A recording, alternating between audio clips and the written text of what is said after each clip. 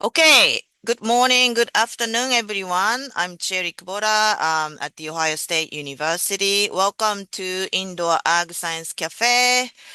April. Gosh, amazing. It's already. This is the monthly webinar we have been doing many years now, initially focusing on indoor vertical farms as a sector who needed more science-based information, driven by USDA funded project OptimIA. Leading institution is actually Michigan State University, not Ohio State. But lately, two other groups funded also USDA research program, specialty crop research initiative. One is CEA HERB, led by also Michigan State University, and the other one is ADVANCEA, which is more engineering focused project led by Ohio State University and co-led by Rutgers University. So we are doing this for CEA community, no longer just indoor vertical farms, but also greenhouse and then also any kind of protected cultivation. So uh, selected topics, speakers are from both industry sector and then also academic sector or academic community.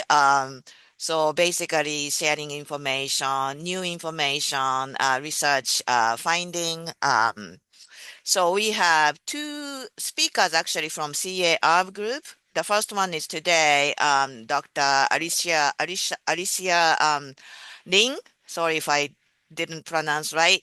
University of Tennessee, Knoxville. And the second one, actually next week, so the back to back from Angela Weller from Texas Tech University, again from the CEA HERB group. And then June, we have industry speaker from a company called Canopy, David Ashton, talking about their technologies and their approach for advancing CEA. And then July, as a tradition, we don't have cafe. So just to remind you, the first presentation part is recorded. So those who wanted to listen to recording later, always access in our OptimIA website. This is still we use as a archive website. And then also it's a YouTube, so that there's a YouTube playlist available. If you subscribe that, I think you can get update information. I think I never subscribed actually myself. So I don't know exactly how it is working. All right. So today's speaker is Dr. Ning, Alicia Rihn, and she's from University of Tennessee, Knoxville. She's an assistant professor in the Department of Agricultural and Resource Economics. And she's going to talk about marketing CEA herbs. So I'm going to stop sharing and have Alicia take over from here. Well, thank you, Sherry. Thank you all for being here. As you said, my name is Alicia Rihn, and today I am going to be talking about marketing CEA herbs. I usually start these talks by just kind of providing this overview of what I do and how that fits in the context of the growing and production science that we tend to see a little more often. So my area of expertise really is looking at consumer behavior and behavioral economics. Specifically, I'm interested in perceptions and how those impact their behavior. And so I usually start with this cartoon. And the reason I do is that we have these two people looking at boards on the ground. The person on the left sees 4 boards, the one on the right can see 3, and both of them are correct depending on which way they're looking at it. And so when you think about this in terms of that customer, if you try and sell them 3 or 4 boards and it doesn't align with what they're seeing, they're going to go somewhere else, right? So ultimately, the customer's perceptions are our reality, and it's that area that we really need to understand more about in order to align our product and marketing efforts in order to engage that customer more. So when it comes to this presentation, I've got a few specific goals. The first is just cover relevant information related to herbs and marketing them, as well as provide some practical marketing implications. But ultimately, what you take away from this is context specific, right? So what works for one person doesn't necessarily work for everyone. As such, I want you to think about it from your own lens and what may or may not work or may be valuable to you. All right. So thinking about that customer, I always think about this more in terms of that we don't really know exactly what they need or want. They have this internal workings of their mind. It's a black box, right? And so we don't really have any control over that, but it's more their attitudes, their perceptions, their beliefs, all this stuff that's been ingrained in them. However, what can impact that is this external stimuli, including your marketing mix. So the product, place, promotion, and price. And we have control over that external stimuli, right? So we can put value into that internal mind through marketing communications and in turn try and have this desirable response, right? So the product that they choose or decide to purchase, as well as how they feel in that post purchasing behavior. So are they satisfied? Are they delighted? Are they going to repeat purchase those products? So we can use external stimuli to have consistent touch points to reiterate our messages in order to kind of set those expectations, those realistic expectations in that customer's mind in order to have that desired response. Now, one thing that we usually talk about is loyalty and why it matters. And the reason is that what we want is people to come back to us, right? It costs less to keep the same customer than try and get out there and reach a new customer. And many businesses are interested in consumer loyalty because it does affect profitability and growth. In terms of what loyalty actually means, Rich Held defines it as the willingness of someone to make an investment or a personal sacrifice in order to strengthen a relationship. So they have to put in effort to buy that product again rather than just take the most convenient option, right? When you think of a brand that you like, there's a reason you like that brand and why you go back to it time and time again. So customer loyalty results in repeat purchases and also recommendations. So essentially free advertising and word of mouth, right? It can also generate premiums and it results in people being more resistant to negative information and more forgiving of failures. So if something goes wrong, because things happen, people are much more receptive to giving it another chance than those who were not loyal to that product or service before. Okay, so loyal customers buy those products repeatedly, and it's not necessarily because it's the easy option, right? Or there are no other choices. They are more interested in it because it's providing them something that the others don't, and they view it as being the best option for themselves. The opposite here is if they switch to buy something else. And often what drives this is regret, meaning that they have a negative response to it due to the product not meeting their expectations. Now, essentially what we think about in terms of the expectations and such is satisfaction. So if people expect the product to perform thusly and it meets their expectations on what it should do, then they are satisfied. And that's great. That's a great starting point.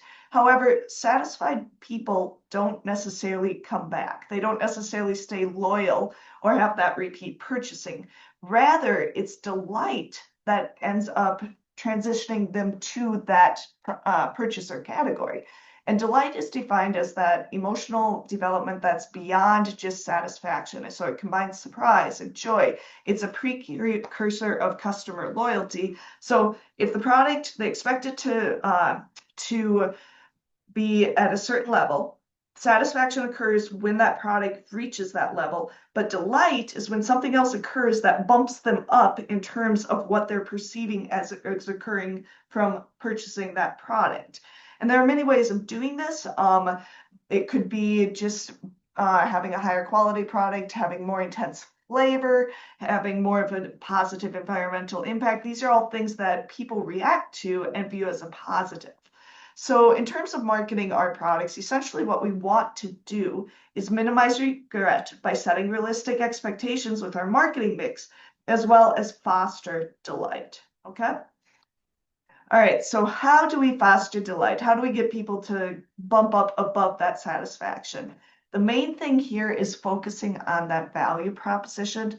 And every firm, every person has a value proposition, whether you've written it down or not. And essentially, what that is a full mix of benefits that the company promises to deliver to future or current customers who buy the product or service, right? It's what they will receive when they buy that product. It's what's essentially what's in it for the customer, right? And when it comes to a value proposition, what you need to think about is what makes you different, what makes you special, what makes you better than the competition, right? And have consistency across the touch points. So there are three components: the brand, the experience, the product, and all of them are feeding into the communications that the customer receives, meaning that they all need to bolster up that value proposition and communicate the value proposition to that end customer. So they're getting consistency across all these different touch points. It's important for value propositions to be clear and direct, be aspirational, as well as, especially if you have something unique or new, feature descriptions on what the customer can expect from that product or from your firm, okay? Now, when it comes to herbs, this is a little unique compared to some of the other products that are out there. And a lot of that is because they're complementary goods, right? People don't usually think that they're going to make a full meal out of just herbs, right? They use it instead to amplify their dishes, to make it a more experiential event. It's something that complements something else, some other type of food, in order to really elevate everything for the customer. So when you think about this, that can be a challenge, right? Because complementary products, they because they're improving the other product itself, the main component, it's sometimes very challenging to identify how people actually perceive them and use them, right? So what we are doing in some of the research we're doing right now is identifying customers who purchase or eat them and these other products in order to kind of figure out some marketing strategies and things that they value that could potentially impact herb purchasing behavior. So thinking on this value proposition, just some things to consider in terms of your own value proposition and communicating that. What are the strengths? What are the points of differentiation? And what is your story? Essentially, there's kind of this relationship marketing or the human brand element that is out there. And the idea is that people, they want to buy from companies that they can relate to. And so what is the personality of your company that can add to that value proposition and be a point of differentiation? It could be focusing on the history of the farm or the farmer. It could have images or photos of the farm in previous years and show that development. These are all things that are unique to you or your firm. I have these two photos here as a reminder to myself.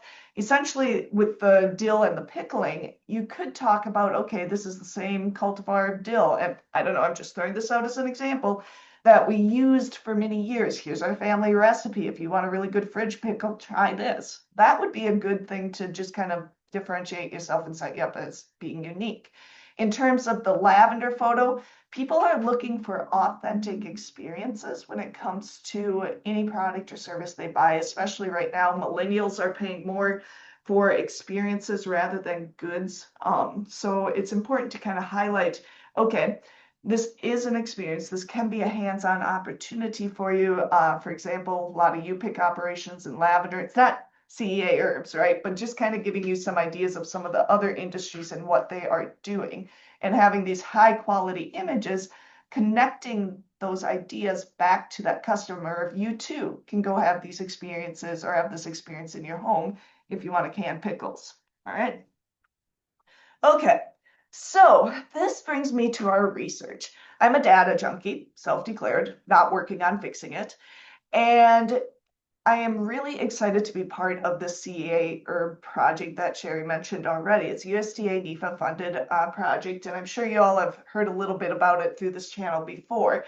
Um, and I am part of the team that is looking at the US consumers' responses to culinary herbs. We have several people across the states that are working on this. So myself, Dr. Kelly Walters here at UT, and my master's student, Carlos Rosales, as well. At Michigan State, we have Bridget Behe, who's professor emeritus, and then Roberto Lopez. And this is kind of the group that has been really helping out with this particular objective. And so for this, our overall research objective was to increase the demand of culinary herbs by determining product attributes, customer segments, preferences, and their willingness to pay for those attributes. Now, we've got several studies going on to address this objective. Our first study took place in 2023, and for that, we were essentially surveying the US marketplace. We wanted to see what are they buying? How are they using it? What are some value-added opportunities that could influence their value of those herbs? The second study was a year later, it was last year. We were more interested in looking at their safety perceptions of these different herbs and as well as a few other fresh produce items and seeing how that relates to their purchasing behavior and again, their product use. And then our third study that's coming up is this point of sale eye tracking study. And I'll briefly touch on it later on in the survey or later on in the presentation, just to kind of give you an idea of what's coming up. But mainly in this presentation, I'm going to be working on our preliminary analyses of study 1 and 2 to give you an idea of where we're sitting in terms of the US market. All right. Now, I decided not to show any models today or focus on kind of our methods. If you'd like more information, reach out, let me know. I'm willing to share that with you. However, I did think it was important to kind of provide you an overview of these studies. So we used online surveys for study 1 and 2. We did screen participants before they participated. They needed to be 18 years old or older. They needed to have purchased herbs in the past 6 months, and they needed to have grocery shopping responsibilities for their household, whether they were the sole grocery shopper or they had split responsibilities. And the reason we did this is we really wanted to survey the existing culinary herb market for those end consumers, okay? And so we used online surveys. I'd mentioned this before, and the main reason was that we wanted to get representative samples from across the United States, right? And we really wanted to see if there were any differences that we could identify based on where people were. So this first survey, we actually conducted it twice, 6 months apart, so May and November 2023. And we did that very intentionally with the idea of there may be seasonal demand shifts. So we just wanted to see, okay, were there differences in these 6 months, right? We had 2,468 people complete that survey. And in this survey, what we were interested in seeing was their current buying behavior, herb preferences and spending, how much they were willing to pay for different value-added attributes, and then their demographics. The second study was conducted in 2024. Again, we used an online survey with the same screening questions, so we had a very similar participant pool. We had 798 people participate in this survey. This one, we shifted our focus more so to look at safety. So we started with, okay, how do you currently use these? Where do you shop for them? So retailer type, spending, and use. And then we asked for their perceived safety of pre-cut herbs as well as those that were potted or roots on. And then there's satisfaction and delight, which if you think back to a couple slides earlier where it's talking about how satisfied customers buy the product, but they don't necessarily stay loyal. We were curious about this delight component of, okay, are they going to come back and be a loyal purchaser of those items? And then important production practices in terms of CEA and then demographics as well. Okay, but one of the other side goals of these two studies was to, one, get that overall perspective, right? and assess the marketplace feasibility of the different value added opportunities.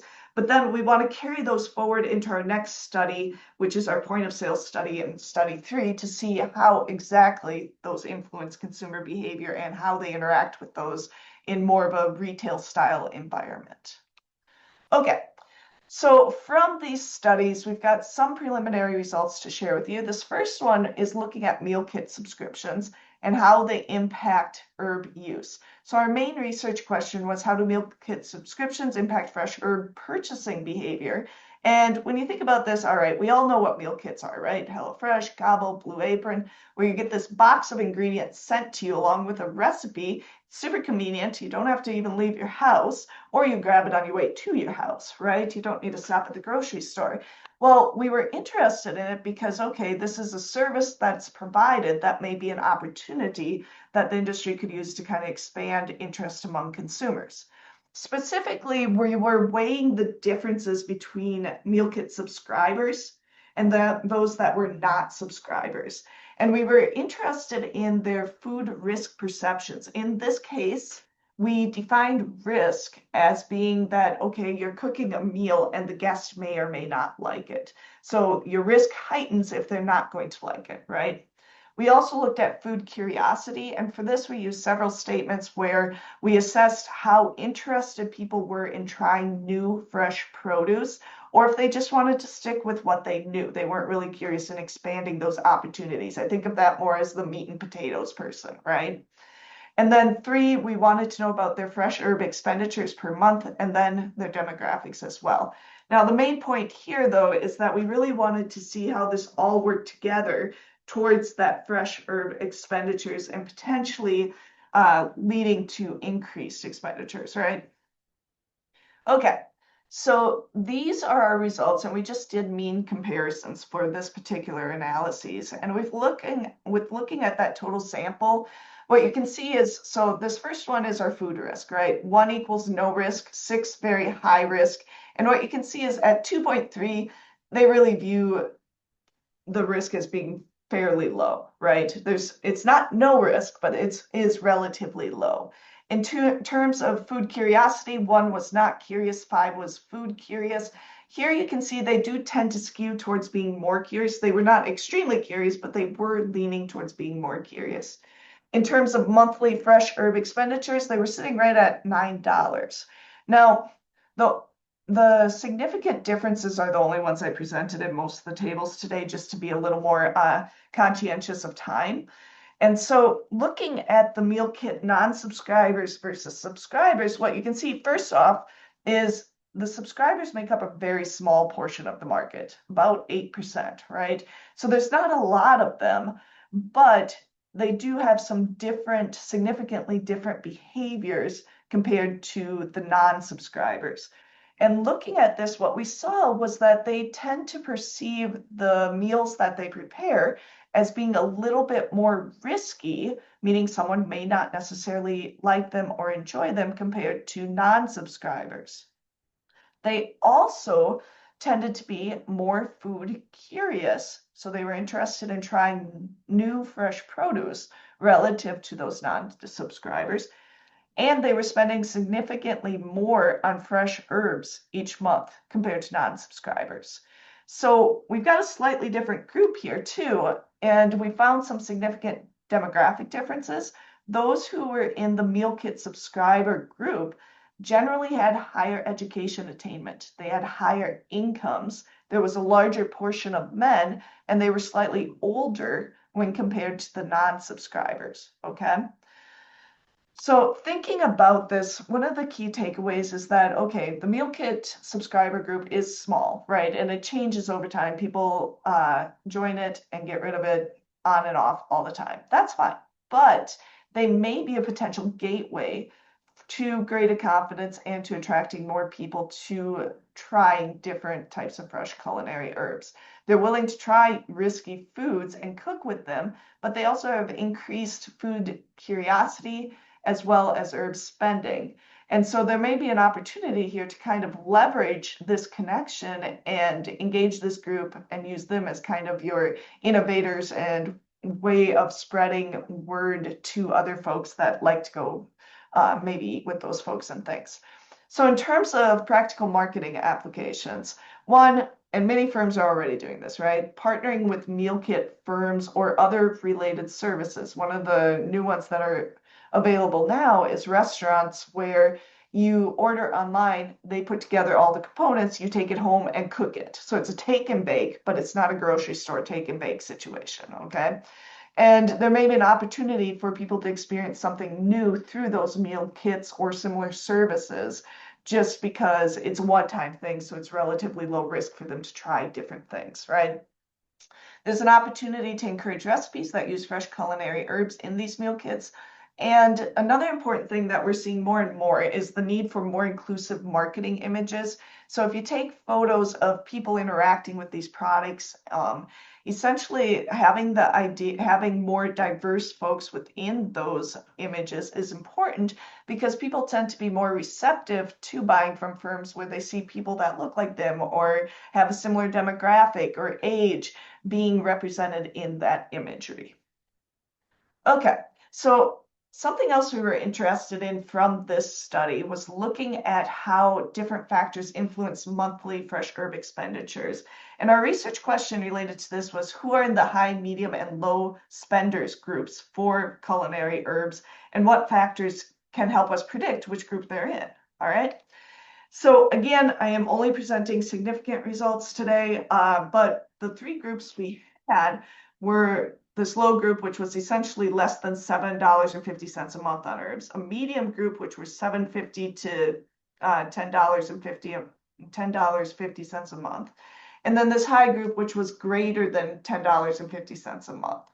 And essentially, we were more interested in that high group. Who's in there? How do these different factors impact things? And what we found was that as they purchased more herbs during the winter and summer seasons, they were more likely to be in this high expenditure group. We also found that as their meals at home increase, they're more likely to be in this group, which that kind of makes sense, right? If you're cooking more, odds are you're going to be spending more on those raw ingredients. They tended to be a greater portion of males in that high expenditure group as well. In terms of where they're buying these products, what we found was really they are going across the entire gambit. If they bought fresh herbs at any of these different retail outlets, their likelihood of being in that high expenditure group increased significantly. They were more likely to be in the medium expenditure group if they were buying in the grocery store retail outlets. Conversely, the grow your own, those who were growing their own herbs were 10% more likely to be in the low expenditure group, which that kind of makes sense, especially if you have a type of herb that just, if you cut it back, it comes back gangbuster. Think mint, basil, those types of things, right? So that one checks out. And this study in itself, we really didn't find anything very surprising. It really just kind of checked out with what we were seeing in terms of the market research that was already out there. But in terms of potentially targeting that high expenditure group, again, it's maintaining what's already been done, right? So maintaining that high product availability, particularly through multiple retail channels and during the winter and summer seasons, and then anything to encourage more meals at home and cooking. So anything related to recipes, I will put a plug in for influencers here simply because if they are perceived as authentic, that's the key. They need to be perceived as authentic by the people they are reaching, and they need to also have the same target market as your firm.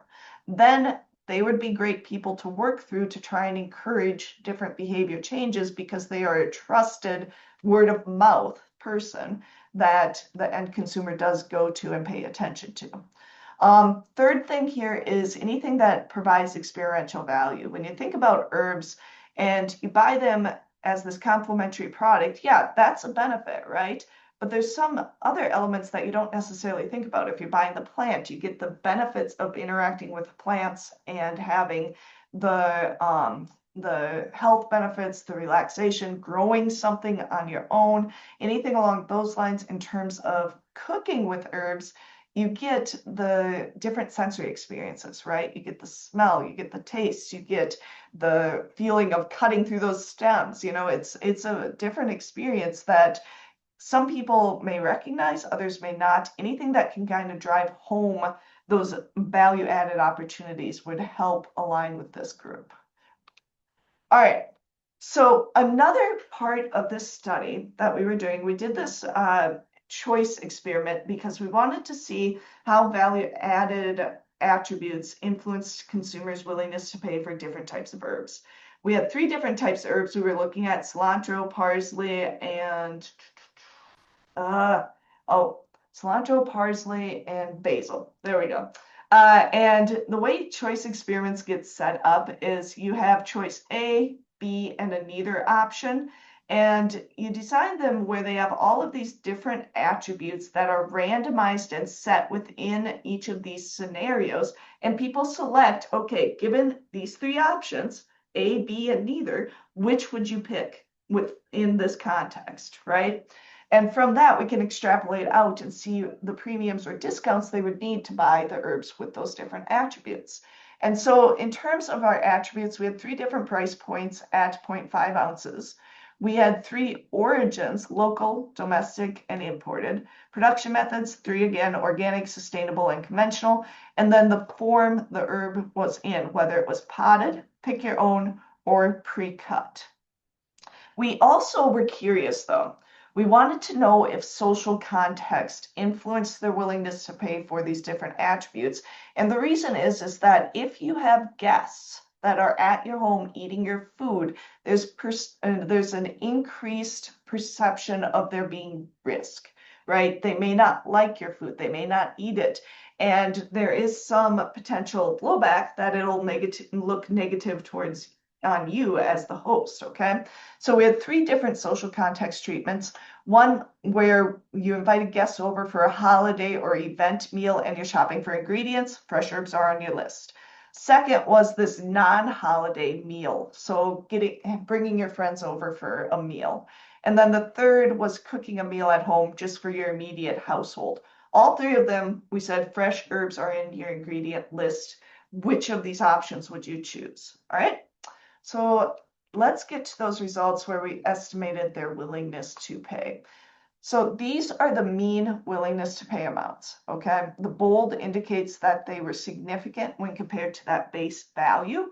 And if we look at these, what we found was that compared to cilantro, people were willing to pay premiums for parsley and basil, okay? Now, I don't want you to look at these premiums and say, okay, I need to be charging 99 cents more for my parsley. That's not how this works. Rather, it's showing that there's increased value because we did not actually sell any products. So these are likely a little more inflated than what you would see in the real retail environment, okay? In terms of, so we saw premiums across the board here in terms of differences between the 3 situational contexts. What we found was that for the 2 events, the non-holiday and holiday event, people were willing to pay more for parsley and basil relative to what they would pay for them when they were preparing a meal at home. And likely this reflects the types of meals they're preparing for their guests. Okay. In terms of form, we really didn't see significant differences here, except for they needed a discount to buy potted herbs for a non-holiday event. And that kind of makes sense. If you're buying herbs for an event, you need it at that point in time, right? So buying the potted herb, although it may be beneficial if you're doing a meal at home because you're going to have it grow and you can reharvest, when you're cooking for a specific point in time, particularly this non-holiday event, what we saw is that people were not as impressed by it.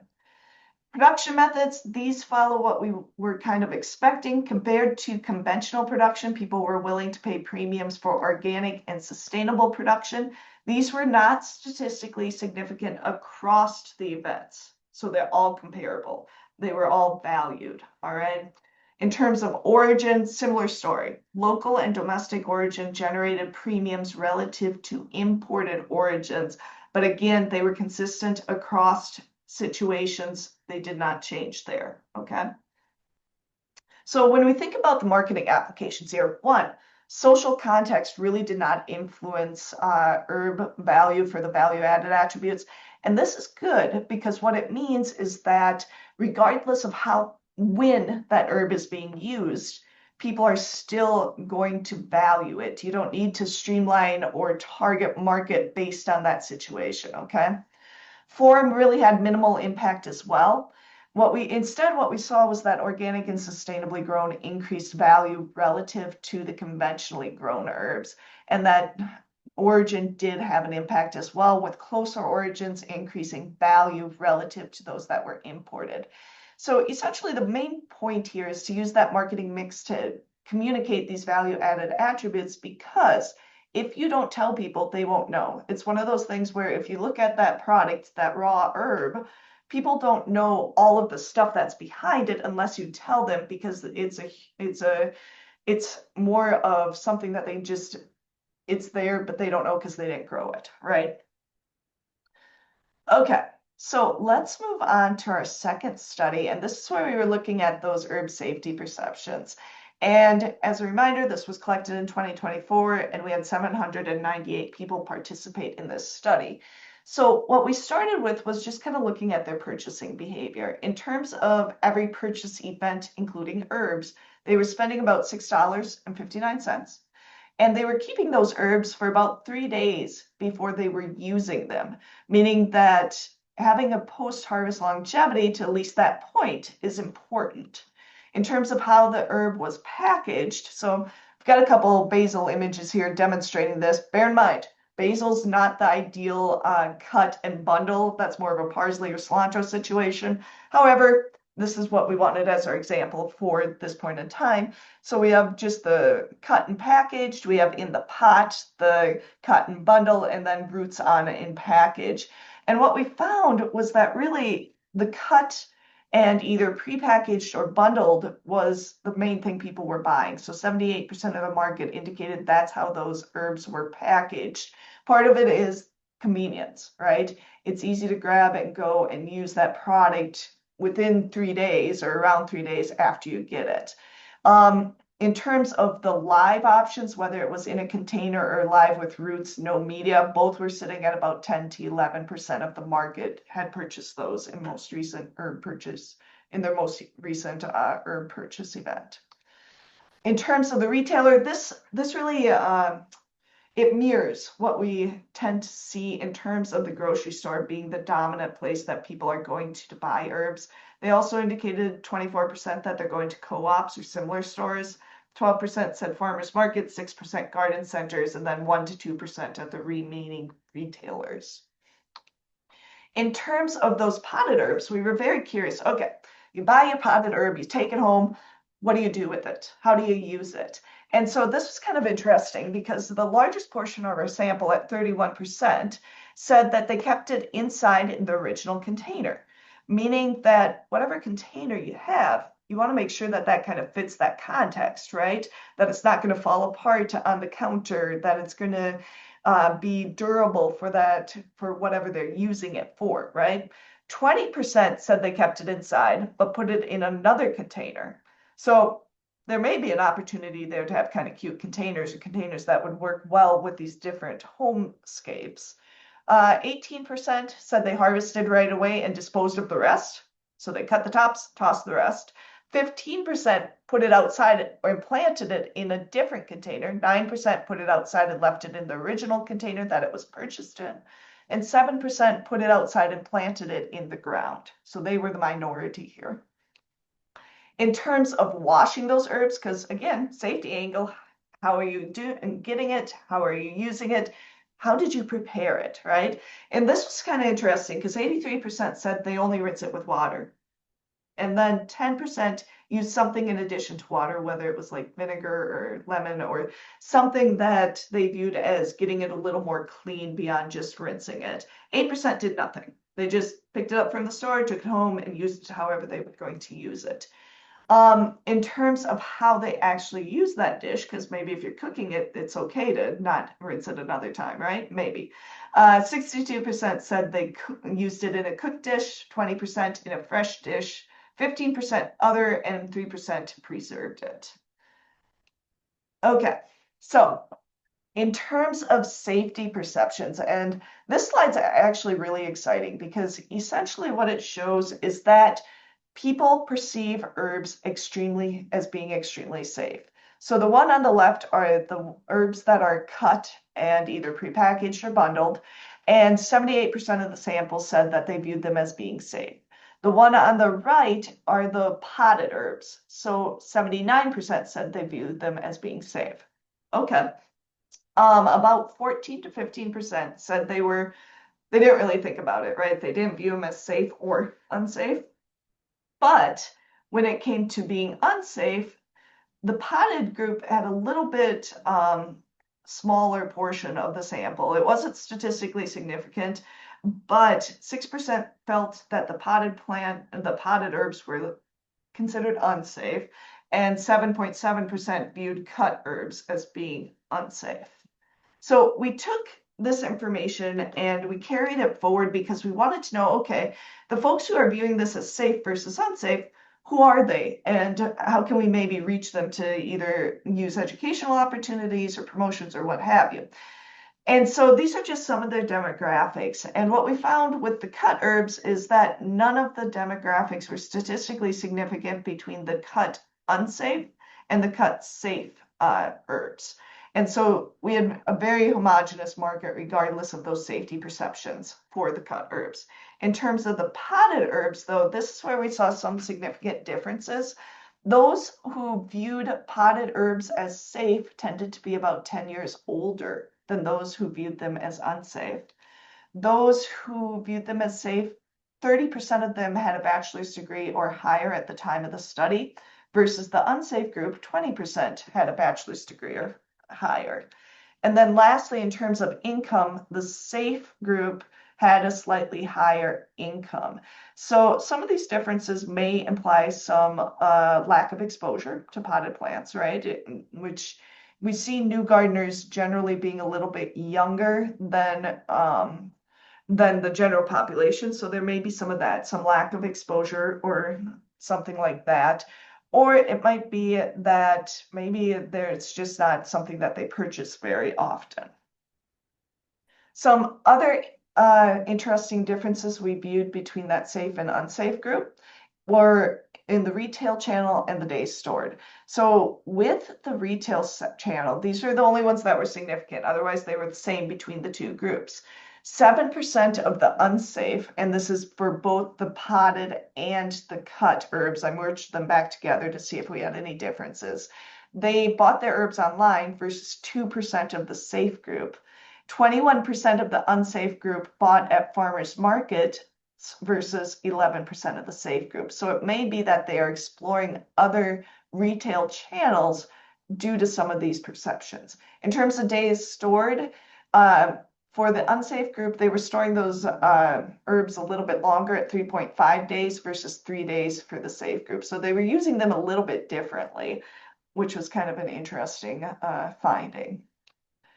And then in terms of important attributes, so after looking at the literature and talking to a couple of the CE folks on our grant, we came up with this list of different attributes that are related to CEA production that could potentially be value-added opportunities.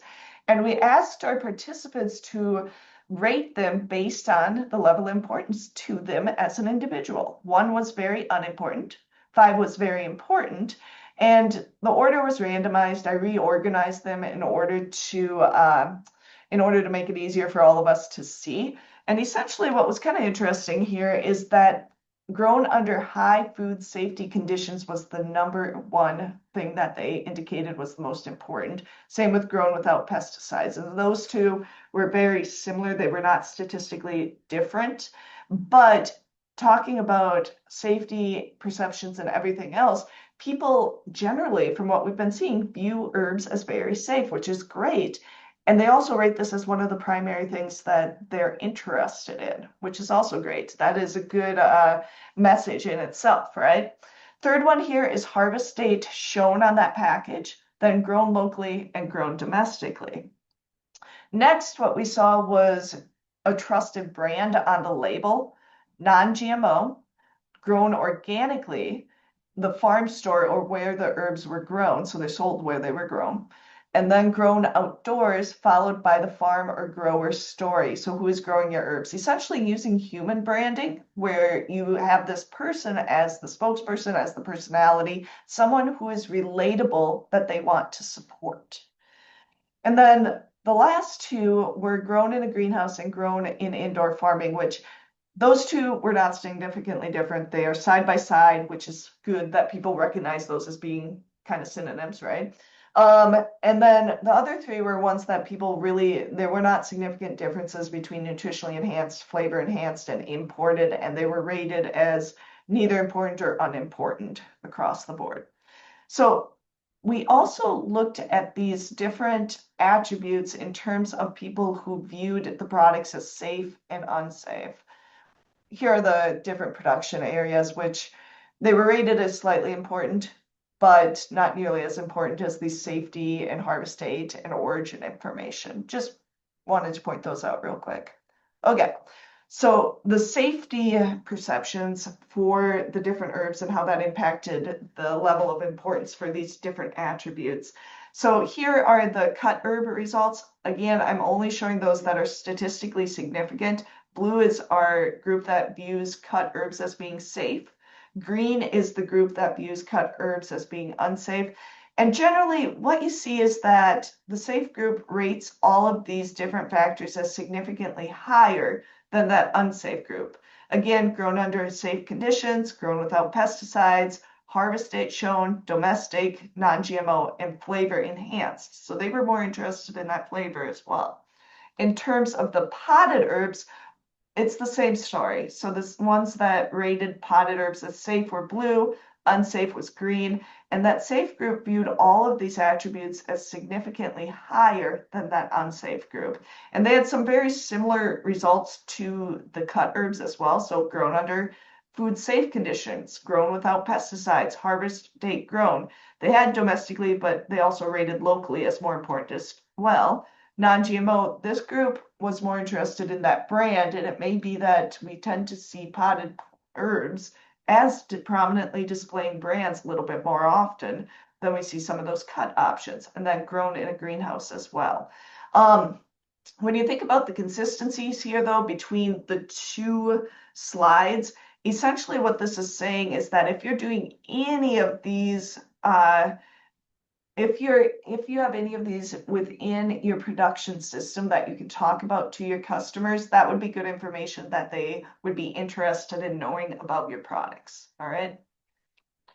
Okay, so generally what we found was that US consumers perceive herbs as very safe regardless of form, which is great because essentially a rising tide raises all boats. Anything that you can do to continue this perception is really amazing and helps out the entire industry, right?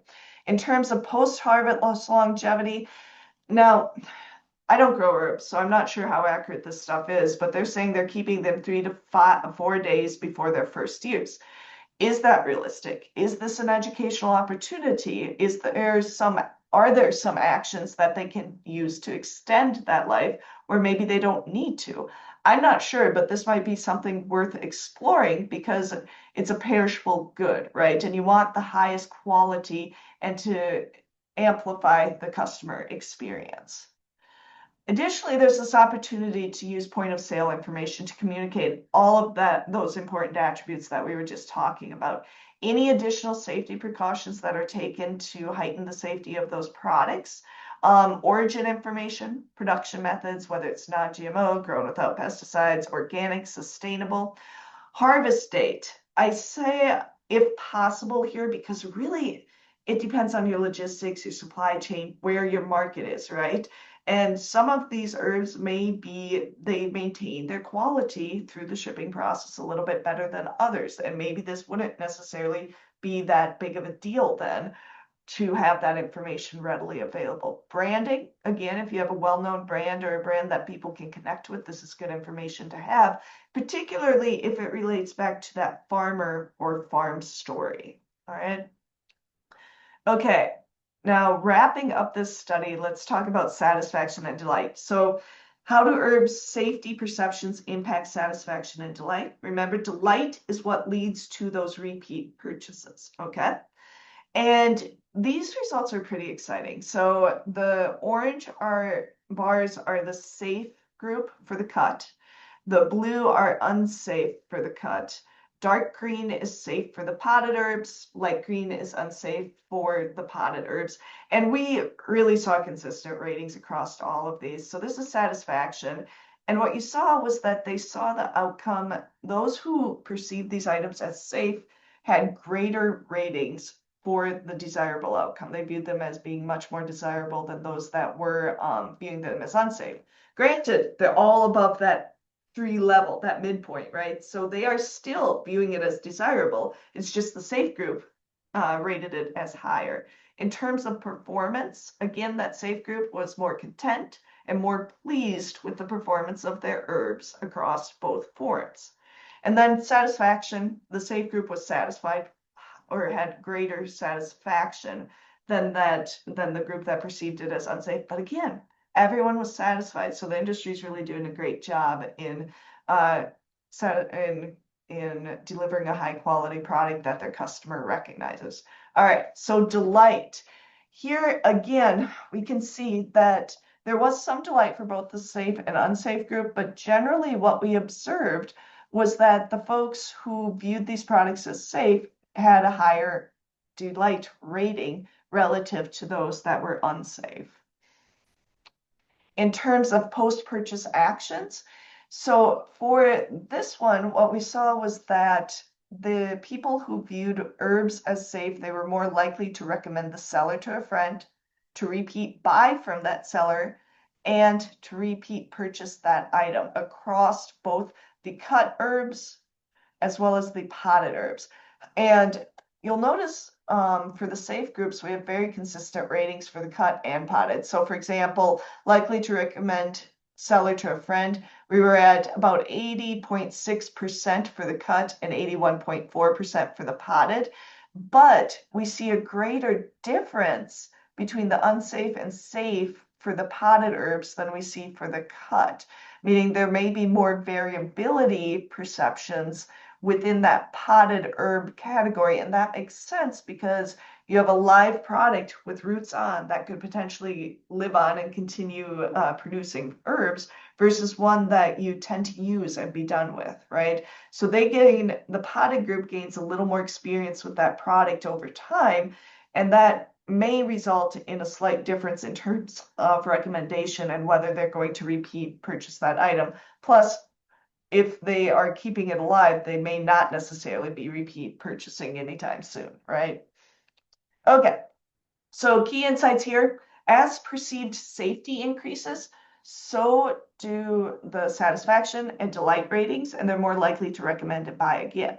So again, whatever you're doing is doing amazing things. So maintain the current best practices in terms of food safety standards, high quality products, and then consider additional ways to increase satisfaction and delight. Maybe there's an opportunity to heighten their experiential opportunities. Again, right now, millennials, Gen Z, the younger generations really are looking for experiences, and anything you can do to do that, to heighten that, may align well with these groups.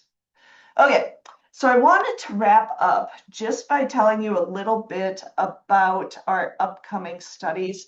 And so we're going to be doing this third study on point of sale information. We're going to be using eye tracking technology to record what people look at and how that impacts behavior. And the reason that's important is that when we make decisions, 85% of the information we use in making those decisions is visually gathered. But at any point of time, we only look at 2% of the visual field. And so it's important to understand what they look at, how they use it, and how that impacts behavior. So we have glasses that people can wear in the retail environment. We have an outward-facing camera that records what they're looking at. And then we have 2 inward-facing cameras that triangulate off the pupil to look at the gaze map as well as the fixation points. We can also use our in-lab computer monitors that have the camera at the bottom that records very similar information. And so, to give you an idea of what this looks like, we were doing a dairy study, and each of these circles is a fixation count, and you can see the order that this person is looking as they're shopping for cheese. And what's interesting is this is one of those flat refrigerated bins, and I'm just using this as an example, is one, you can see how fast they're looking, but they're not looking at everything, right? This person is primarily looking at the middle of that shelf, and we found that time and time again with multiple participants is that if you have a product you want to move, having that middle section of that shelf might be the best place to have it, right? Whereas they tend to ignore the front and the back. It's more centrally located that they tend to fixate on. So what we're going to be doing is looking at basil and looking at different value-added information, potentially the color, the packaging. We're still formulating this a little bit, but ultimately we want to see how these different factors impact their visual search behavior and how that translates to purchasing decisions. So we took a couple pictures here a week or two ago, and we put them in the machines just to kind of give you an example of what this looks like. Again, these circles show the fixations of this person looking at this prepackaged basil. The heat map, the red shows the areas of high concentration. Very linear, right? Which makes sense with having a single stock item in a vertical, almost vertical looking display case. Conversely, the packaged or the bundled group, they tended to look more left to right and explore more different parts of this. So again, just giving you an example of where we are headed with the information we obtained from the previous two studies, is we're going to use that in these studies to see, okay, does that actually capture attention for these herb plants? All right, so final thoughts. US consumers are very similar in terms of their herb use, purchasing behavior, and value. As such, any action to increase demand will benefit everyone. So a rising tide raises all ships. There are lots of value-added opportunities. So all the good things that we're already doing just need to be communicated with that customer, whether it's production methods, origin, anything else, and then essentially aligning with whatever's important to your target market, all right? And then herbs are also perceived as very safe. Again, lots of good things that are going on in that marketplace. And what we saw was that as safety perceptions increased, so did the customer satisfaction, delight, and loyalty. All right, so that is what I had for you today. And I'm happy to take any questions that you all have. Well, thank you so much, Alicia. It's very interesting findings you shared today.